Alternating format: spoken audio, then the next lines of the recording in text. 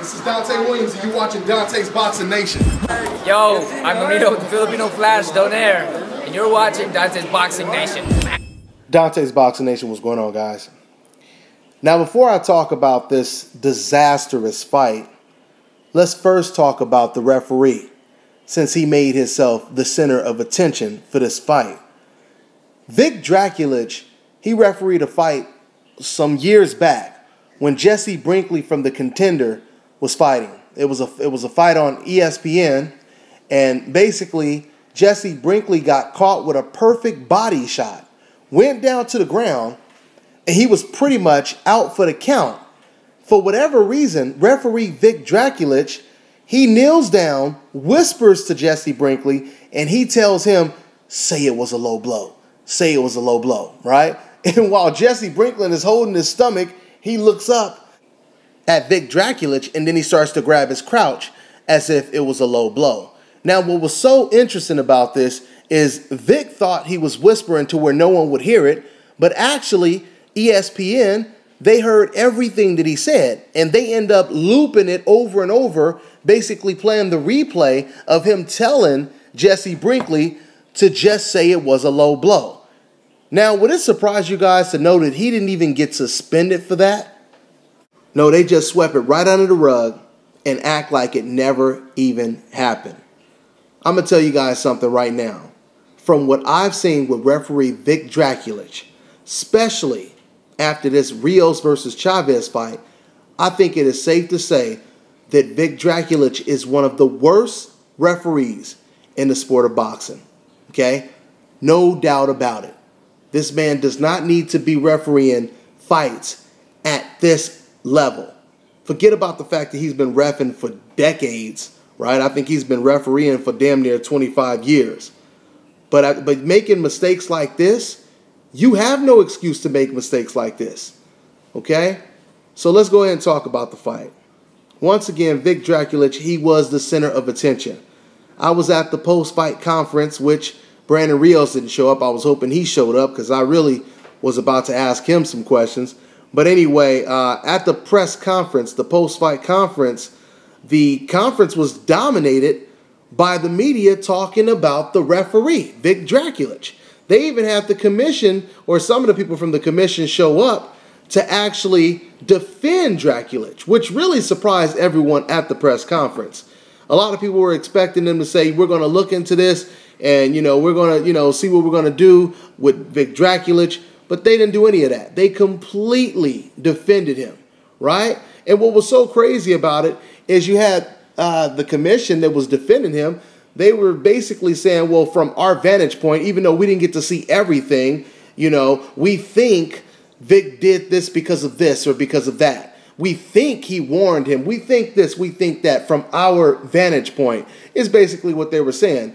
Basically, they were speculating. Okay? But if you're not sure, why are you defending the guy? Why don't you go back, listen to the audio, watch the replays, zoom in, and try to get as much information as you can instead of speculating? Right? Doesn't that make sense? I mean, we're talking about professionals. We're not talking about some street fight. This is all supposed to be official. Okay? So anyway, nevertheless, let me go ahead and talk about the actual fight. Now, this was a really good fight, of course, until it ended with a disqualification. All right? If it didn't end that way, this would have been candidate for Fight of the Year, at least top 3. It was a very good fight. I mean, I know we hadn't gotten any knockdowns or anything like that, but it was a very aggressive, action-packed, give-and-take type of fight. Okay? Now, the first thing I want to talk about is Brandon Rios. I know he's trying to shake that image of being a human punching bag, and I won't say he really shook that image, but I will give Brandon Rios a little bit more credit because he definitely shows you that you have to really be a very defensively sound fighter, or you have to have excellent foot movement and constantly be moving in the ring to deal with the type of pressure that Brandon Rios has. I told you guys before the Pacquiao fight, one thing about Brandon Rios, he's very effective on the inside.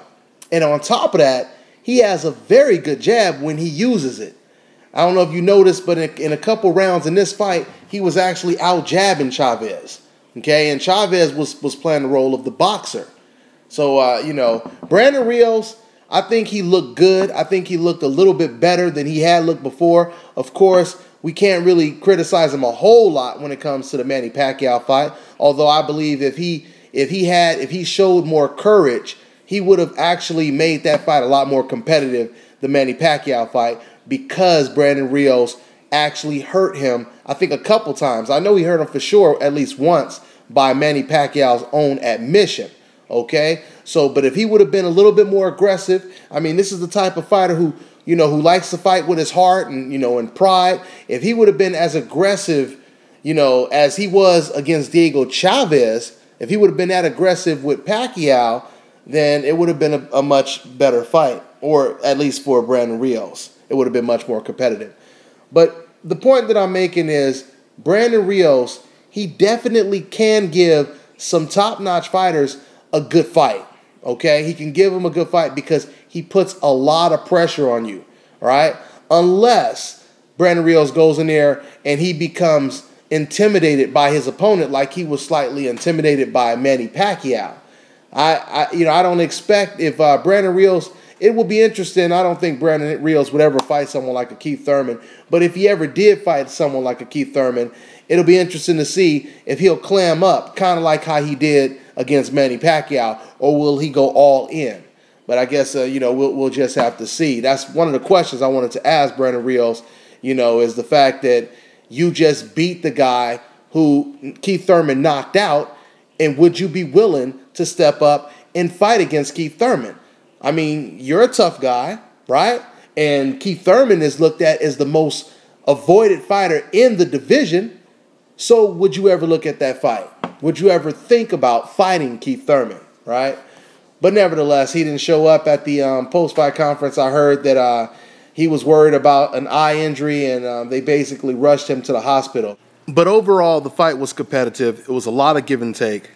Chaves was looking good, but he wasn't as consistent as I, was expecting him to be. And you could blame part of that on Brandon Rios, putting a lot of pressure on him. Because Chaves, he opened up trying to go toe-to-toe and, just fighting it out with Brandon Rios. But after Brandon Rios caught him with a couple combinations, it didn't take long for Chaves to start clinching and holding. And then, of course, he would use his foot movement. The foot movement was fine, but the way he was clinching and the fact that he was clinching so early into the fight, that made me think that he's going to get chopped down. He's not prepared for this type of pressure that Brandon Rios is ready to bring.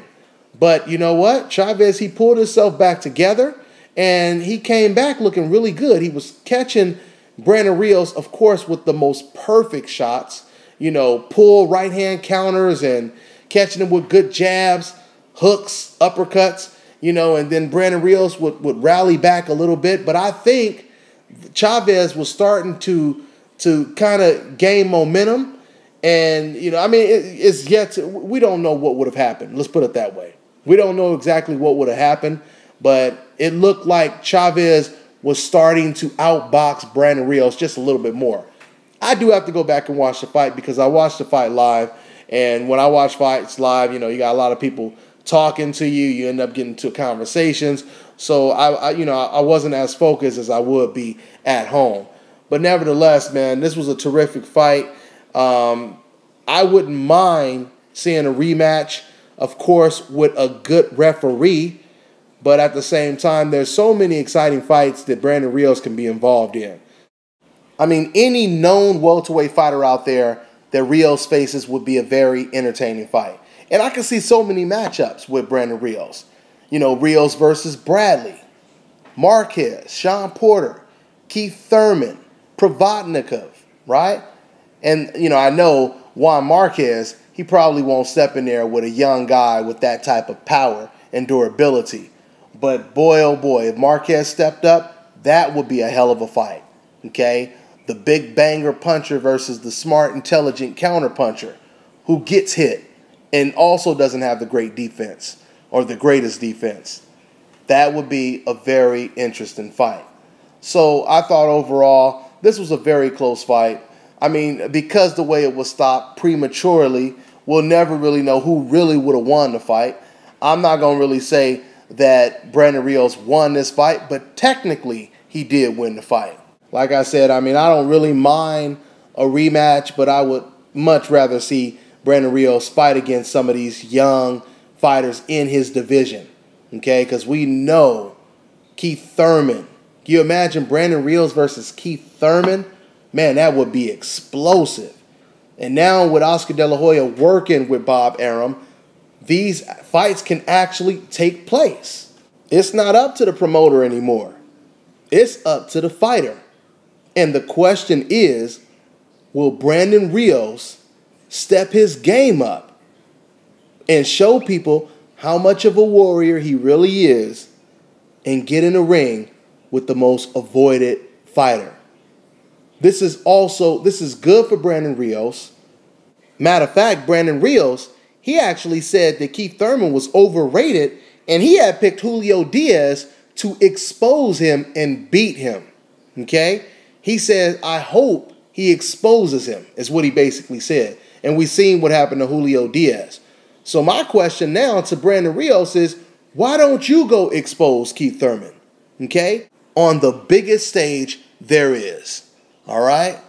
Brandon Rios likes to talk about the big balls that he has.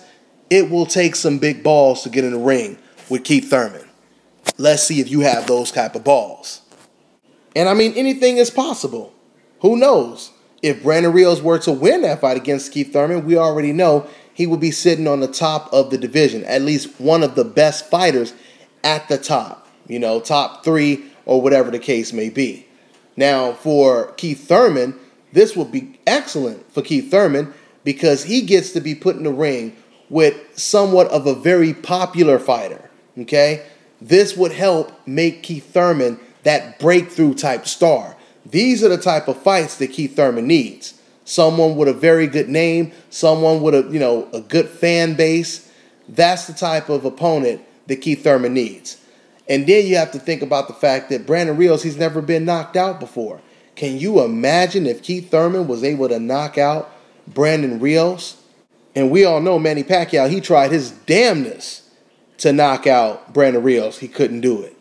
It'll be interesting to see if Keith Thurman could knock him out. But I know this is just all, talking, and Brandon Rios probably will never fight someone like a Keith Thurman. I mean, I don't believe his balls hang that damn low, but we'll see. We will see. And let me make this very clear. The reason why I keep talking about Brandon Rios' heart, his toughness, and so on and so forth, because this is all Brandon Rios talks about. Brandon Rios makes it very clear that his number one attribute is not natural flashiness and technique and skill. He always says, no, my number one strength is my heart and balls. Okay? This is what he always says. So what Brandon Rios has to realize is he actually puts a lot of pressure on himself when it comes to situations like this. All right? Now you got a whole bunch of tough guys out there.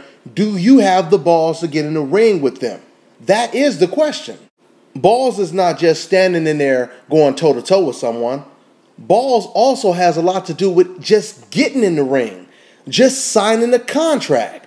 Do you have the balls to sign the contract against some of the toughest fighters in the division? All right?